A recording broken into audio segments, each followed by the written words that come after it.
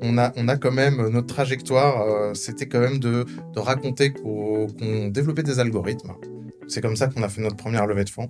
Donc des algorithmes de personnalisation de bec de saxophone. Et, euh, et puis par la suite, on a aussi obtenu des financements pour notre R&D en racontant que on allait faire de la data science. Donc on était des data scientists, les data scientists du son et de la lutherie. Donc avec des plans de recrutement où on recrutait 3, 4, 5 data scientists, des programmeurs, etc. Parce qu'on s'est rendu compte que c'était un bon moyen de le faire. Donc voilà. Donc là, je suis en train de me dire que il faudrait vraiment qu'on monte un dossier pour expliquer à quel point l'utilisation de l'intelligence artificielle dans la lutherie, c'est le futur pour obtenir des subventions. Non, voilà, c'est une anecdote un peu blague.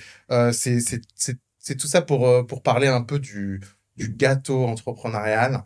Parce que moi, j'aime bien les Bavarois. Donc voilà. Donc là, c'est juste la comparaison de mon entreprise avec un Bavarois. Et donc, voilà, si tu prends un gâteau qui a une croûte qui est solide, qui a une mousse qui se tient bien et un glaçage impeccable, eh ben, tu as le droit de mettre un petit peu de bullshit dessus. Tu vois, il faut le mettre au bon moment. Si tu le mets trop tôt, voilà, ça se fait absorber par les fruits. Mais sinon, n'hésite pas quand même. Ça peut donner corps à ton projet parce que en vrai derrière, oui, on fait pas de data science, on fait pas de trucs comme ça, mais on fait de la recherche en acoustique, on fait de l'innovation, on a des innovations technologiques, on fait de la recherche de pointe, etc. Mais voilà, si c'est pas assez vendeur, n'oublie pas le sucre glace, quoi. Voilà. Bravo.